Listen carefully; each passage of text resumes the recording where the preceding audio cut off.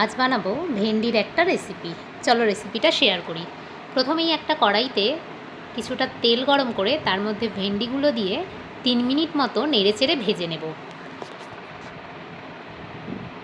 তারপর ভেন্ডিটা কিছুক্ষণ ভাজার পর এর মধ্যে দিয়ে দেব স্বাদ অনুযায়ী নুন এবং অল্প একটু হলুদ গুঁড়ো দিয়ে মিনিট 5 ভেন্ডিটা ভেজে তারপর তুলে নেব।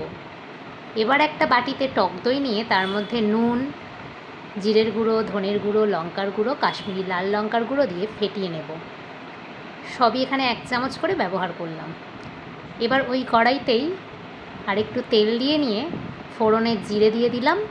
তারপর দিয়ে দেব কাঁচা লঙ্কা কুচি আর রসুন কুচি দিয়ে ভালো করে ফোড়নটা ভেজে নিয়ে একটা পেঁয়াজ কুচিয়ে দিয়ে দেব।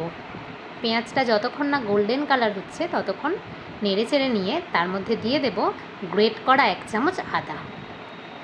তারপর ফ্যাটানো টক দইটা এর মধ্যে দিয়ে দেব, দিয়ে ভালো করে দইটা কষিয়ে নেব। তারপর বাটি ধোয়া জলটা দইয়ের এর মধ্যে দিয়ে দেব। কিছুক্ষণ ফুটিয়ে ভেজে রাখা ভেন্ডিগুলো এর মধ্যে দিয়ে নেড়ে চেড়ে নিয়ে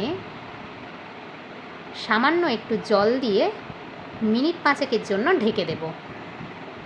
ঢাকনা খুলে সামান্য একটু চিনি আর অল্প একটু গরম মশলা দিয়ে নেড়েচেড়ে ঢেকে মিনিট 3 রান্না করলে হয়ে যাবে সুস্বাদু দই ভেন্ডি রেসিপি। রুটি পরোটা যে কোনো কিছুর সাথেই খুব ভালো যায়। জয় জগন্নাথ, টাটা।